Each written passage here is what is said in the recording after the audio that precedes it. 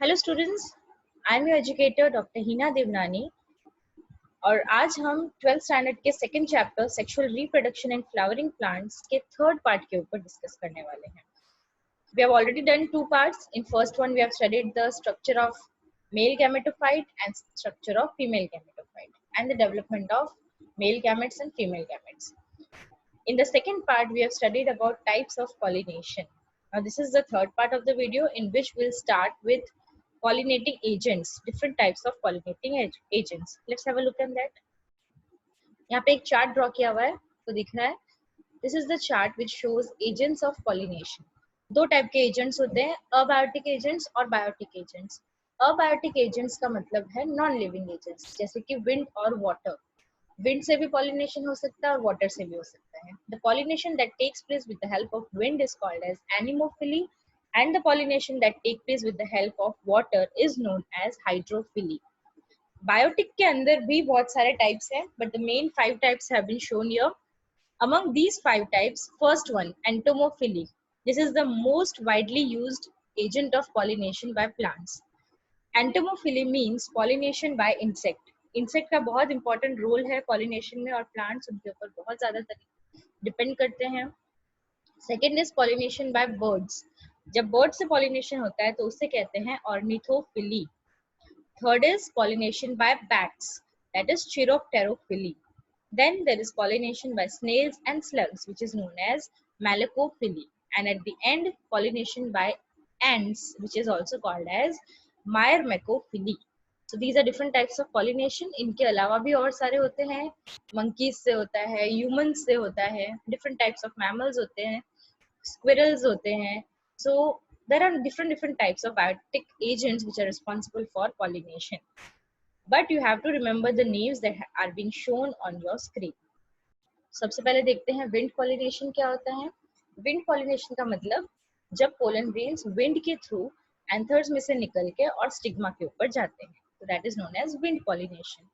अब यहाँ पे क्योंकि wind का रोल है तो pollination के वक्त जो पोलन ग्रेन्स होते हैं उनके अंदर कुछ अडेप्टेशंस होने चाहिए ताकि विंड से वो इजीली उड़ के जा सके. अभी अडेप्टेशंस कैसे होने चाहिए? पोलन ग्रेन्स बहुत ही लाइट होने चाहिए, then only they'll be able to be transferred by the wind. They should be non-sticky, they should be dry, and sometimes the pollen grains are also winged. यहाँ पे आप देख सकते हो ये हेयर लाइक स्ट्रक्चर है, राइट?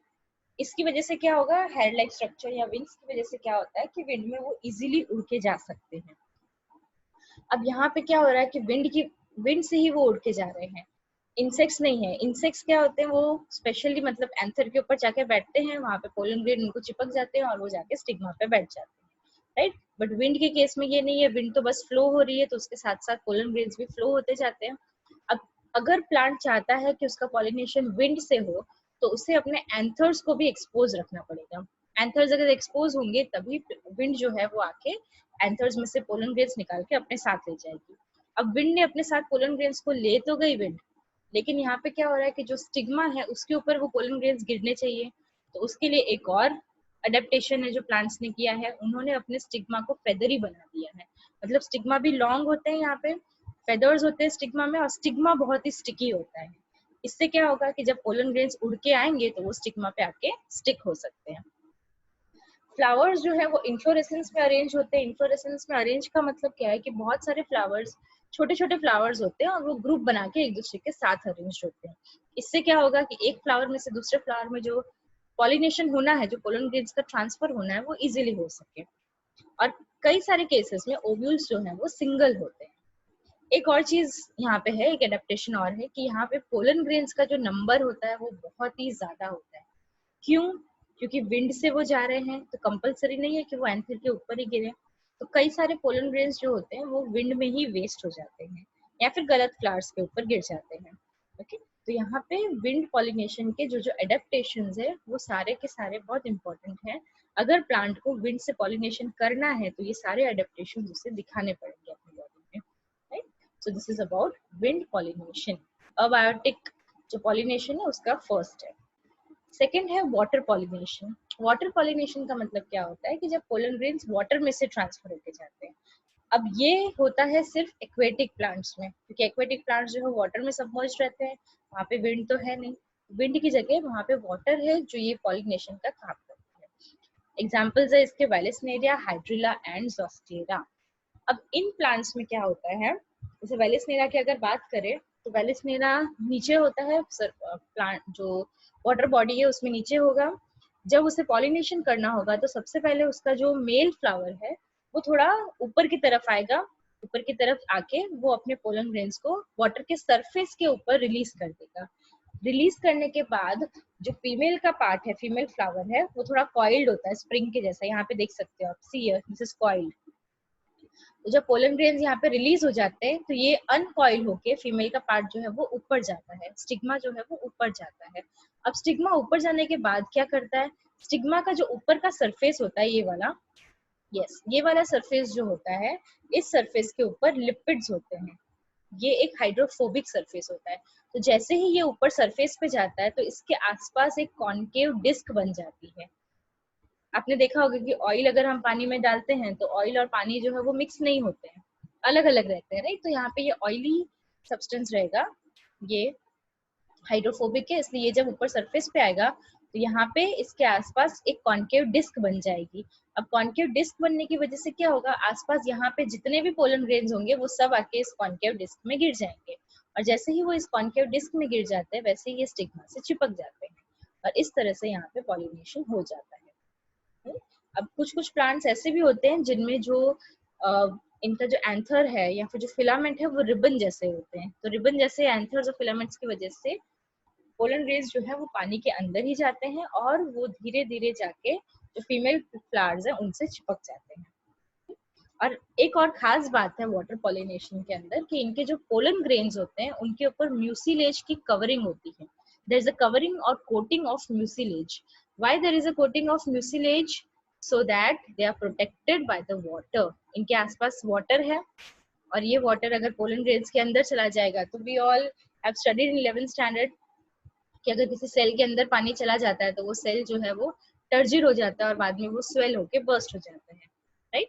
तो यहाँ पे ऐसा न हो इसलिए पोलन ग्रेन्स जो है उनके ऊपर म्यूसिलेज की कवरिंग है। म्यूसिलेज की कवरिंग जो है वो पानी को अंदर नहीं आने देती, because that covering is impermeable. So this is about wind pollination and water pollination, दो टाइप के abiotic pollinations.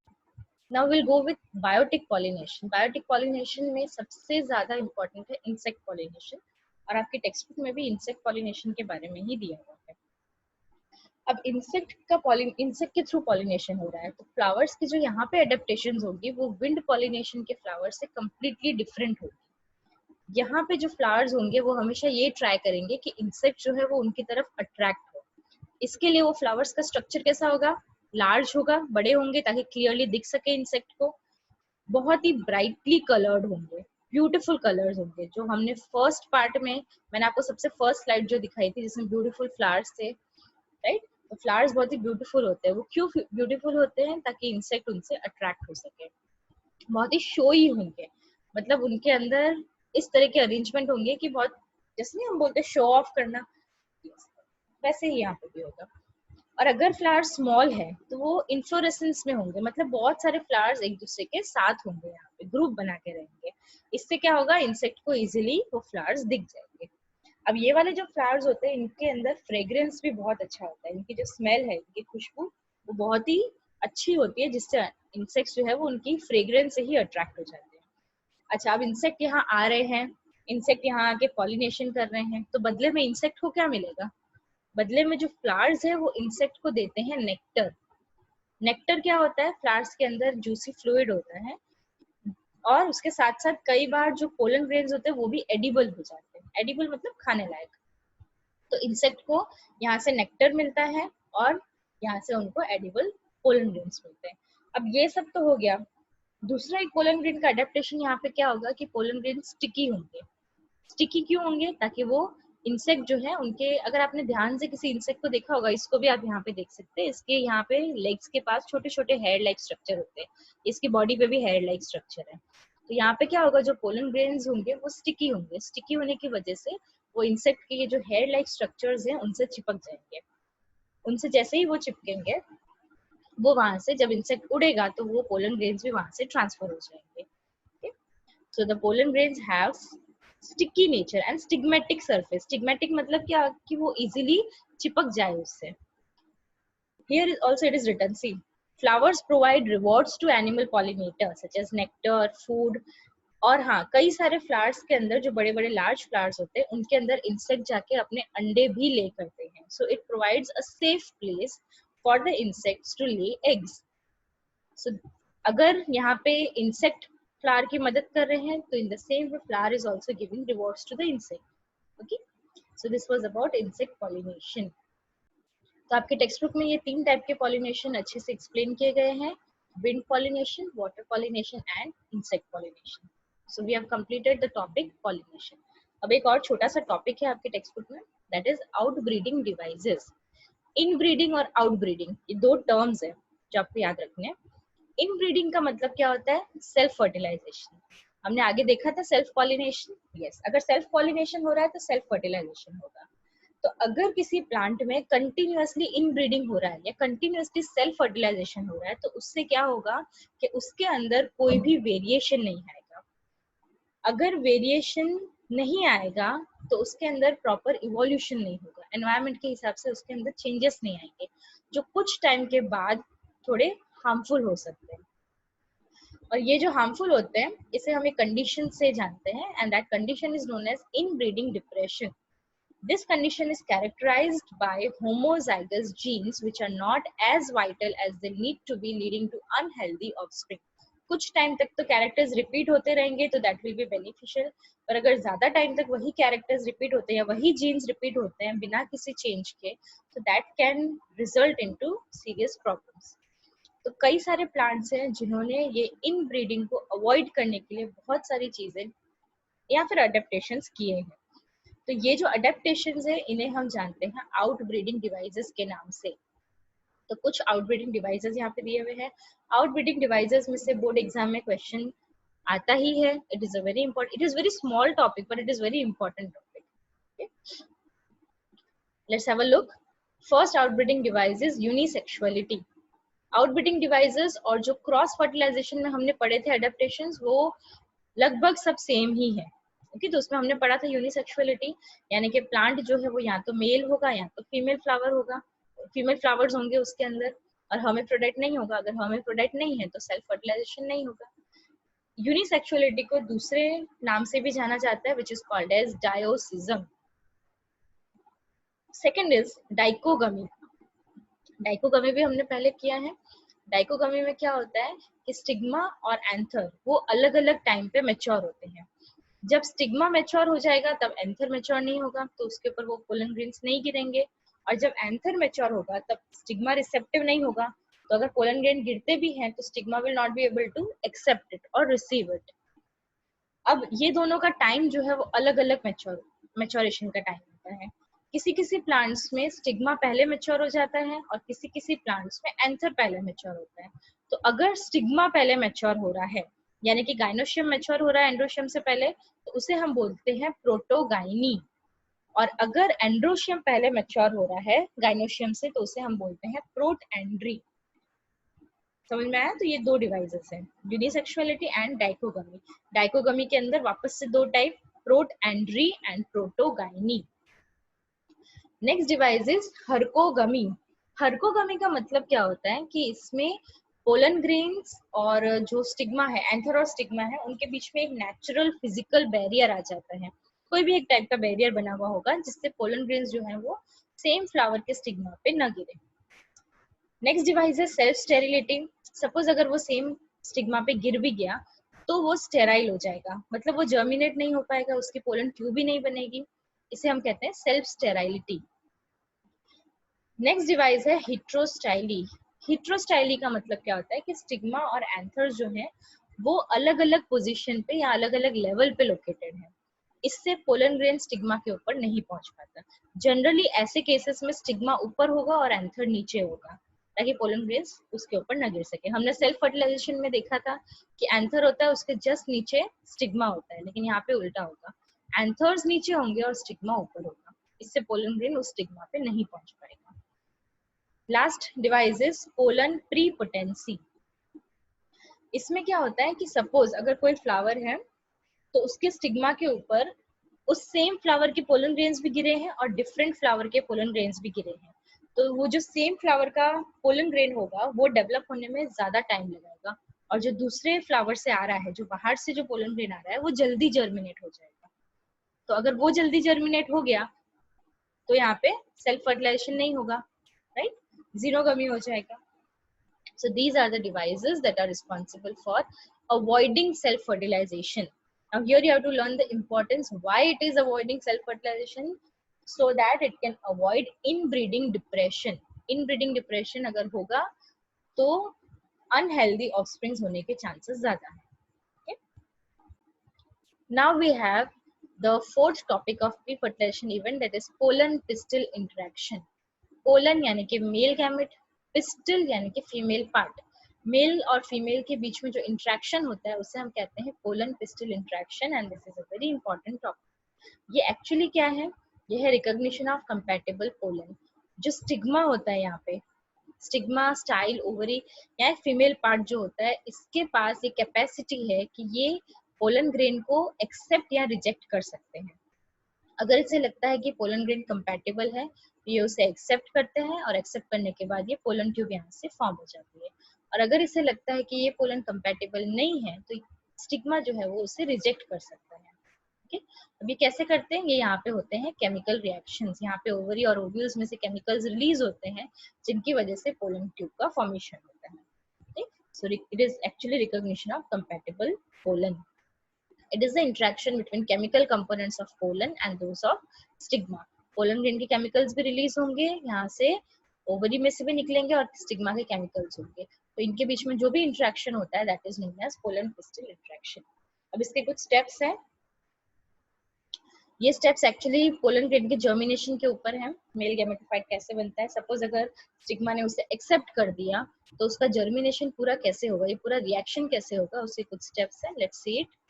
First, compatible pollen starts its germination stimulated by certain secretion of stigma. Stigma ने कुछ chemicals release कर दिए, बोल दिया कि pollen compatible है, उसे accept कर दिया, तो ये क्या होगा? धीरे धीरे germinate होना start होगा. Germination का मतलब क्या होता है? अगर आपको याद हो तो पोलन के स्ट्रक्चर में हमने किया था कि पोलन के वॉल के दो लेयर्स हैं, इंटाइन एंड एक्साइन, और जो एक्साइन होता है उसके ऊपर जर्म पोर्स होते हैं. okay? तो ये जो जर्म पोर्स है वहां से धीरे धीरे इंटाइन मतलब अंदर का लेयर, यहाँ पे आप देख सकते हो ये ऑरेंज कलर का अंदर का लेयर है, वो किसी एक जर्म पोर से बाहर आएगा और यहाँ पे आके वो एक ट्यूब बना देगा. उनके अंदर का लेयर ग्रो होता है. एक्साइन कभी ग्रो नहीं होता, इंटाइन हमेशा ग्रो होता है, और ये इंटाइन बाहर आता है जर्म पोर से. तो ये धीरे धीरे यहाँ से बाहर आना चालू होगा. That is the second point. Third point इसका क्या है कि पोलन ग्रेन के अंदर जो भी कंटेंट्स थे, remember I have told you कि पोलन ग्रेन कई सारे प्लांट्स में 60% प्लांट्स में 2 सेल स्टेज पे रिलीज हो जाता है, जिसमें एक जनरेटिव सेल होता है और एक वेजिटेटिव सेल होता है, या फिर 3 सेल स्टेज पे रिलीज होता है जिसमें 2 मेल गैमेट्स होते हैं और एक वेजिटेटिव सेल होता है. तो इसके जो भी कंटेंट्स हैं 3 सेल या 2 सेल जो भी कंटेंट्स है वो सारे के सारे इस ट्यूब में आ जाएंगे. तो ये ट्यूब के थ्रू ये धीरे धीरे नीचे जाएगा. ये आप देख सकते हो यहाँ पे, ये इसका एक्साइन है, ये इंटाइन है, ये इंटाइन में से इस तरह से ये ट्यूब बन गई. ट्यूब में ये 3 सेल्स होंगे. अगर ये 2 सेल स्टेज पे निकला है तो यहाँ आके इसका डिवीजन हो जाएगा. तो अल्टीमेटली ट्यूब के अंदर 3 सेल्स आ ही जाएंगे. ठीक, एक वेजिटेटिव सेल जिसे हम ट्यूब सेल भी बोलते हैं और 2 मेल गैमेट्स. फोर्थ पॉइंट है, पोलन ट्यूब जो है वो धीरे धीरे स्टिग्मा और स्टाइल को पूरा फ्लो करती, स्टिग्मा और स्टाइल से वो फ्लो करती जाएगी. और जब ये वहां से जा रही है तो धीरे धीरे उसके एंजाइम्स जो हैं वो वहां के वॉल को डाइजेस्ट करते जाते हैं, ताकि उसके लिए एक वे बन जाए. पूरी वे बनानी है, उसको नीचे तक जाना है. यहाँ डायग्राम में आप देख सकते हैं ये पूरा अपना वे इसको बना के यहाँ नीचे तक जाना है. रिमेम्बर यहाँ पे क्या था? यहाँ पे था माइक्रोपाइल, ओपनिंग थी एक, ये चलाजल एंड और ये माइक्रोपाइलर एंड. तो माइक्रोपाइलर एंड पे एक ओपनिंग थी, इस ओपनिंग में से ही ये पोलन ट्यूब जो है वो अंदर जाती है. So that is the fourth point. अब अगर आपको याद हो तो मैंने बोला था कि यहाँ पे ये देखिए 7 सेल्स होते हैं और 8 न्यूक्लियाई होते हैं, जिनमें ये नीचे जो होते हैं यहाँ पे एग एपरेटस होता है. एग एपरेटस मतलब 2 सिनर्जिड और एक एग सेल. तो ये जो एग एपरेटस होता है इसके आसपास फिलीफॉर्म एपरेटस होता है. फिलीफॉर्म एपरेटस, एग एपरेटस जो है वो, ये क्या करेगा? ये पोलन ट्यूब को वे दिखाएगा, यहाँ पे रास्ता दिखाएगा ताकि वो धीरे धीरे अंदर जा सके। तो it enters the embryo sac through filiform apparatus, filiform apparatus से वो अंदर जाएगा और वहां जाके अपने मेल गैमेट्स को रिलीज करेगा। Last point is germinated pollen grain with pollen tube carrying vegetative nucleus and 2 male gametes is the fully developed female gametophyte. अब ये यहाँ पे जाएगा, it's okay, यहाँ पे जाएगा, थोड़ा गलत लिखा हुआ है, so एक्चुअली यहाँ पे क्या है, ये जर्मिनेटेड पोलन ग्रेन जो है वो पूरी तरह से फीमेल गैमेटोफाइट के अंदर चली जाती है। It goes to the fully developed female gametophyte.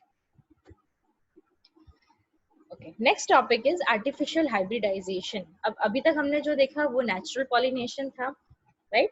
अभी कई सारे केसेस में आर्टिफिशियली भी पॉलिनेशन कैरी किया जाता है, ह्यूमंस के थ्रू भी। स्टार्टिंग में मैंने बोला था कि ह्यूमंस भी कर सकते हैं पॉलिनेशन। तो आर्टिफिशियल हाइब्रिडाइजेशन क्यों की जाती है? ताकि डिजायर्ड प्लांट्स को ग्रो किया जा सके। सपोज अगर दो अलग अलग प्लांट्स के कैरेक्टर्स को ज्वाइन करना है, कंबाइन करके एक न्यू प्लांट डेवलप करना है, तो उसके लिए साइंटिस्ट जो है उन्होंने एक टेक्निक ढूंढ निकाली है जिससे हम कहते हैं आर्टिफिशियल हाइब्रिडाइजेशन। अगर आपने 10th स्टैंडर्ड में मेंडल के बारे में पढ़ा होगा, तो मेंडल ने जो है वो पी प्लांट के ऊपर रिसर्च की थी। पी प्लांट के ऊपर उसने कई सारे एक्सपेरिमेंट्स किए थे। तो वो एक्सपेरिमेंट्स जो किए थे वो उन्होंने हाइब्रिडाइजेशन टेक्निक से किए थे। एक टॉल प्लांट और एक ड्वार्फ प्लांट को कंबाइन करके किया था। रिमेम्बर, 12th में भी है वो पूरा डिटेल में। तो ये सारी टेक्निक जो है जिसमें अलग अलग प्लांट्स के अलग अलग कैरेक्टर्स को कंबाइन करके एक नया प्लांट ग्रो करने की ट्राई करते हैं, जिसे हम कहते हैं आर्टिफिशियल हाइब्रिडाइजेशन। अब आर्टिफिशियल हाइब्रिडाइजेशन करने के लिए 3 स्टेप्स हैं। इसके अंदर सेल्फ पॉलिनेशन को सबसे पहले तो अवॉइड किया जाता है, क्योंकि ये हाइब्रिड है, इसके नाम से पता चलता है हाइब्रिड, तो सेम प्लांट तो होगा ही नहीं। तो सेल्फ पॉलिनेशन को सबसे पहले अवॉइड करना होता है। अगर फ्लावर जो है वो बायसेक्सुअल है, तो सबसे पहले क्या किया जाएगा, उसके एंथर्स को रिमूव कर देते हैं। यहाँ पे सिजर्स से उसके एंथर्स को रिमूव किया जाता है। इस प्रोसेस को बोलते हैं इमैस्कुलेशन। अगर फ्लावर यूनिसेक्सुअल है तो फीमेल फ्लावर को डायरेक्टली सेकंड स्टेप पे ले जाते हैं, फर्स्ट स्टेप की जरूरत नहीं। Remember this, if the flower is bisexual तभी इमैस्कुलेशन किया जाएगा, जिसमें उसके एंथर्स को रिमूव कर देते हैं। और ये चीज करनी पड़ेगी हमें फ्लावर के मैच्योर होने से पहले। सेल्फ पॉलिनेशन के चांसेस जब चालू हो उससे बहुत पहले ये चीज करनी है। सेकंड टेक्निक है बैगिंग। अब इमैस्कुलेशन हो गया तो फीमेल फ्लावर यहाँ पे सिर्फ रह गया, यूनिसेक्सुअल में तो फीमेल ही था, और बायसेक्सुअल में मेल के पार्ट्स को निकाल दिया है, तो अब सिर्फ फीमेल का पार्ट है। अब इस फीमेल के पार्ट के ऊपर दूसरा कोई पोलन ग्रेन न आए, उसके लिए इसके ऊपर हम एक प्लास्टिक का बैग लगा देते हैं और यहाँ से इसको टाई कर देते हैं। तो इस टेक्निक को बोलते हैं बैगिंग। अब यहाँ पे क्या होगा, जब तक फ्लावर मैच्योर नहीं होगा तब तक वो प्रोटेक्टेड रहेगा किसी और पोलन ग्रेन से। जब फ्लावर मैच्योर हो जाता है या जब हमारे एक्सपेरिमेंट का टाइम आता है, तब हम इस बैग को ओपन करके और इस तरह से क्रॉस पॉलिनेशन करते हैं। ये देखिए, जिसके पोलन ग्रेन्स देने हैं वहां के पोलन ग्रेन्स ट्रांसफर कर देते हैं और फिर से इसके ऊपर बैग लगा के इसको बंद कर देते हैं। इससे क्या होगा कि जो पोलन ग्रेन्स हमने उसके ऊपर डाले हैं उसी पोलन ग्रेन से उसका फर्टिलाइजेशन होगा। इस टेक्निक को हम कहते हैं artificial hybridisation. And this technique is very very important for today's time to meet the needs of people, demands of food and many other things. So that's all for now. आज हमने pollination के agents पढ़े, pollen pistil का interaction पढ़ा और artificial hybridisation पढ़ा। If you have any doubts regarding these topics, you can contact me anytime. Till then, thank you, have a nice day and take care.